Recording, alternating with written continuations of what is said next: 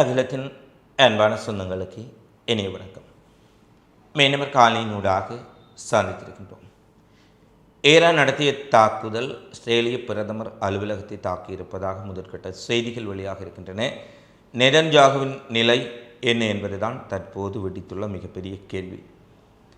Iran தாக்குதலில் இஸ்ரேலிய அணு மின் நிலையம் தாக்கப்பட்டதாக செய்திகள் வெளியான சூழ்நிலையில் தற்போது அந்த மின் நிலையம் பேரழிவை சந்தித்திருக்கின்றது என்ற செய்திகள் உறுதிப்படுத்தப்பட்டிருக்கின்றன. 3 அமெரிக்காவின் அதிநவீன போர் விமானங்கள் சுட்டு வீழ்த்தப்பட்டிருக்கின்றன. என்ன விடயங்கள் எல்லாம் போர் முனையிலும் மத்திய கிழக்கு பிராந்தியத்திலும் நடைபெற்றிருக்கின்றது என்பது குறித்த பிந்தைய நிலவரங்களை இந்த காணொளியில் பார்க்கலாம்.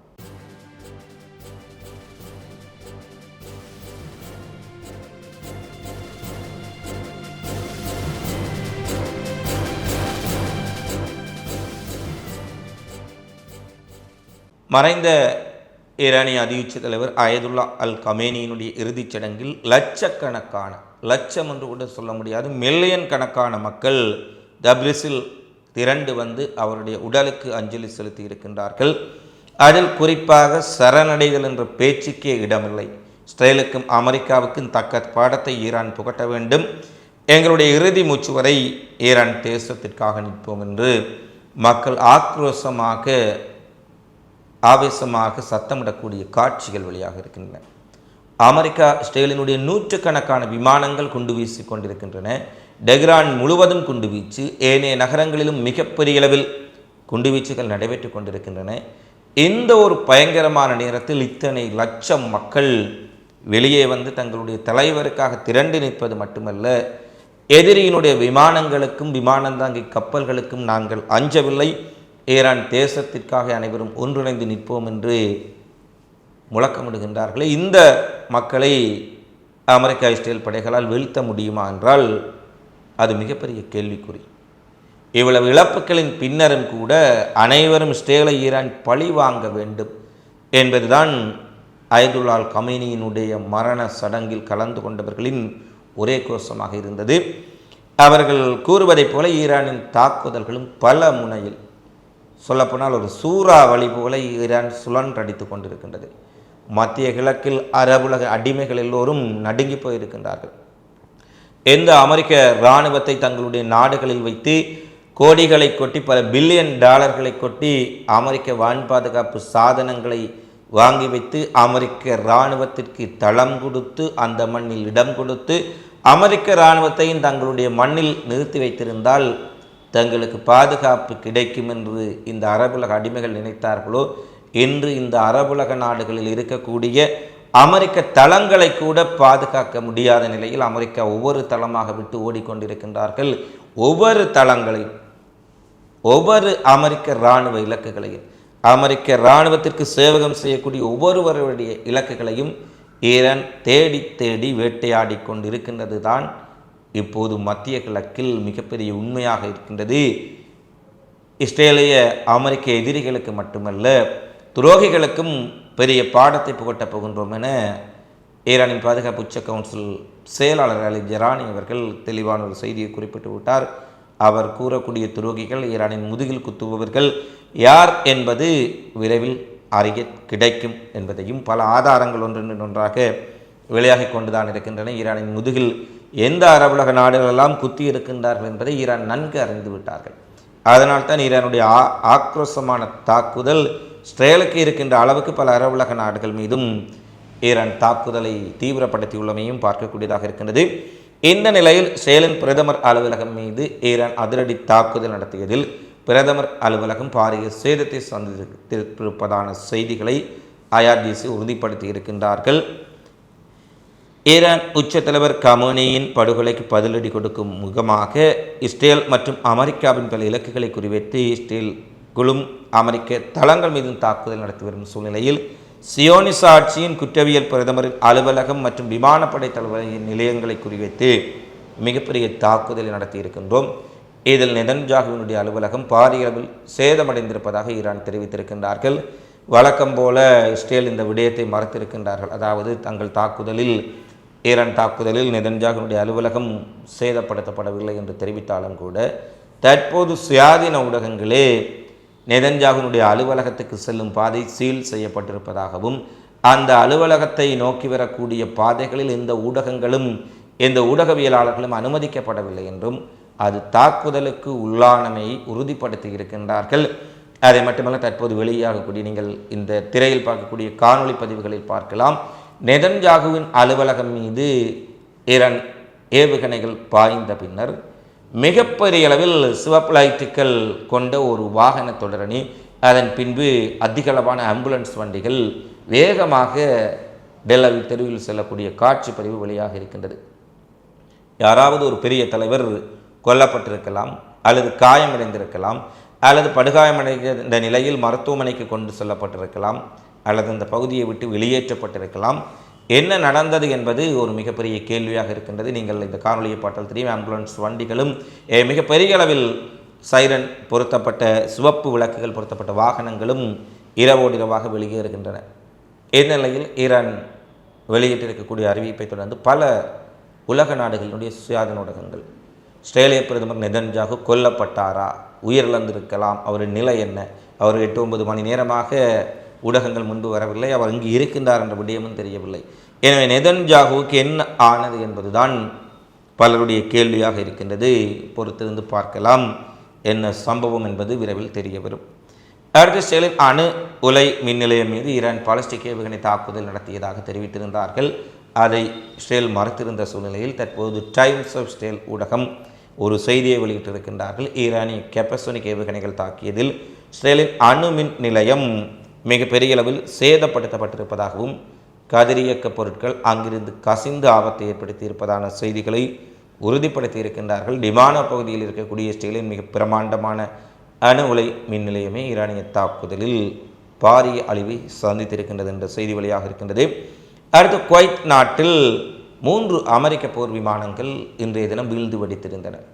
ஆரம்பத்தில் இது ஒரு விபத்து, தொழில்நுட்ப கோளாறு காரணமாக வீழ்ந்து நொறுங்கிவிட்டன என தெரிவிக்கப்பட்டது. அதிலும் ஒரு விமானம் வீழும் பொழுது அதில் இருந்த அமெரிக்க விமானி பரசூட் மூலம் குதித்து தப்புகின்றார். அங்கு குழுமி இருந்த குவைத் குடிமக்கள் அவரை சுற்றி வளைத்து தாக்க முற்படுகின்றார்கள். பின்பு குவைத் இராணுவமும் போலீசாரும் அவரை காப்பாற்றி ஆம்புலன்ஸ் வண்டியில் எடுத்துச் செல்கின்றார்கள். இந்த விடயம் என்ன விடயத்தை காட்டுகின்றது என்று சொன்னால், ஈரான் குவைத் மீதை தாக்குகின்றார்கள், கத்தார் மீது தாக்குகின்றார்கள், பஹ்ரைன் மீது தாக்குகின்றார்கள். இந்த சவுதி அரேபியாவின் அரங்கு எண்ணெய், உலகின் மிகப்பெரிய எண்ணெய் சுத்திகரிப்பு நிலையம் தாக்குதலுக்குள்ளாக இருக்கின்றது. அந்த செயற்பாடுகள் எல்லாம் நிறுத்தப்பட்டிருக்கின்றன. சவுதி அடுத்து எந்த எண்ணெய் கிடங்கை தாக்கப் போகின்றார்கள் என்று நடுங்கி போயிருக்கின்றார்கள். அமெரிக்காவுக்கு எவனெல்லாம் தளம் கொடுத்தான் அவன் வீடுகள் எல்லாம் பற்றி எறிந்து கொண்டிருக்கின்றது.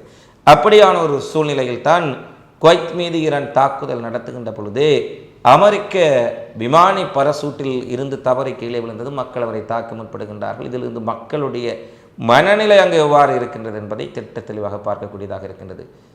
அரபுலகத்தினுடைய அடிமை ஆட்சியாளர்கள் அமெரிக்காவுக்கு சேவகம் செய்வதற்காக, தங்களுடைய மன்னர் ஆட்சியை தக்க வைப்பதற்காக, தங்களுடைய சுகபோக வாழ்க்கைக்காக அமெரிக்காவுக்கு ஆதரவாக, இஸ்ரேலுக்கு ஆதரவாக செயற்பட்டாலும் கூட அங்கு இருக்கும் மக்கள் ஈரானுக்கு ஆதரவாக அமெரிக்காவுக்கு எதிராகத்தான் தற்போது இருக்கின்றார்கள் என்பதை அங்கிருந்து வரக்கூடிய பல நிகழ்வுகளில் பார்க்கக்கூடியதாக இருக்கின்றது. பஹ்ரைனில் இருக்கக்கூடிய கடற்படை தளம் தாக்கப்படும் பொழுது பஹ்ரைன் மக்களே அதை கொண்டாடுகின்றார்கள்.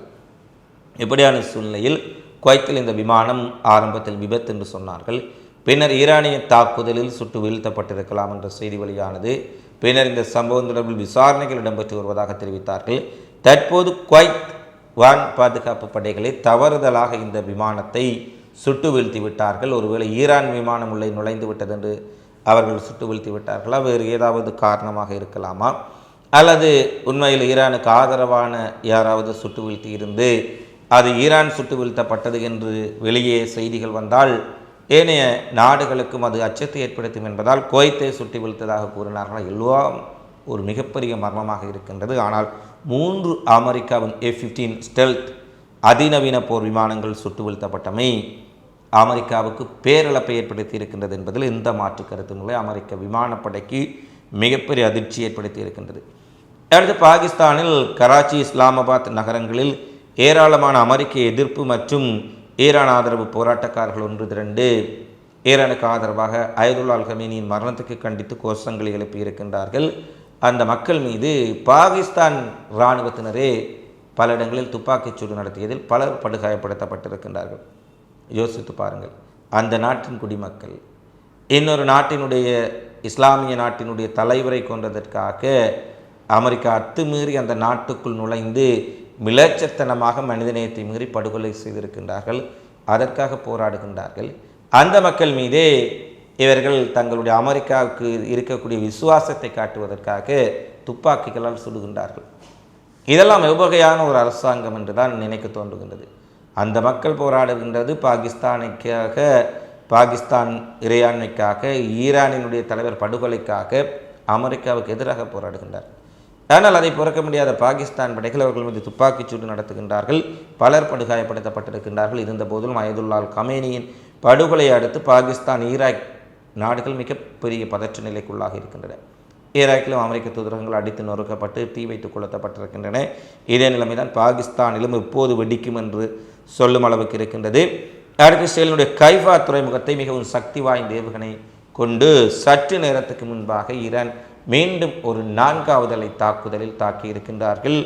இந்த தாக்குதல் காரணமாக மிகப்பெரிய அளவில் இஸ்ரேலினுடைய கைஃபா துறைமுகம் சேதமடைந்திருக்கின்றது என்ற செய்திகளை பார்க்கக்கூடியதாக இருக்கின்றது. கைஃபா துறைமுகத்துக்கு செல்லக்கூடிய பாதைகளும் தடுக்கப்பட்டிருக்கின்றன. பல இடங்களில் கரும்புகை எழுந்து வருவதையும் பார்க்கக்கூடியதாக இருக்கின்றது. பல வீடியோ பதிவுகள், பல காணொளிகளை எங்களுடைய யூடியூப் சேனலில் பதிவேற்ற முடியாது. அதில் இருக்கக்கூடிய வன்முறை தன்மைகள் காரணமாக யூடியூப் அதை அனுமதிப்பதில்லை. எனவே நாங்கள் எங்களுடைய வாட்ஸ்அப் சேனல் அகில மீடியா டீமில் டெல் அவிவ், ஜெருசலேம் பல்வேறு பகுதிகளில் ஈரான் நடத்திய தாக்குதலில் ஏற்பட்ட நேரடி விளைவுகளை உங்களுக்கு பதிவேற்றி வருகின்றோம். அவற்றை நீங்கள் பார்வையிட முடியும் என்பதையும் தெரிவித்துக் கொள்கின்றோம். அடுத்து ஈரான் மீண்டும் பஹ்ரைன் மீது நடத்திய தாக்குதலில் வானலாவ எழுந்திருக்கக்கூடிய பஹ்ரைனின் கட்டடங்கள் எல்லாம் பற்றி எரிந்து கொண்டிருக்கக்கூடிய காட்சிகள் தற்போது வழியாக இருக்கின்றன. பஹ்ரைன் மீது ஈரானுக்கு ஏன் இவ்வளவு கோபம் என்று நீங்கள் நினைத்தால், அமெரிக்கா ஈரான் மீதான தாக்குதலுக்கு தயாரான பொழுது நேரடியாக ஈரான் மீதான அமெரிக்க தாக்குதலை ஆதரித்த நாடுகளில் யுனைடெட் அரபு எமிரேட்ஸும் பஹ்ரைனும் முக்கியமான நாடுகள்.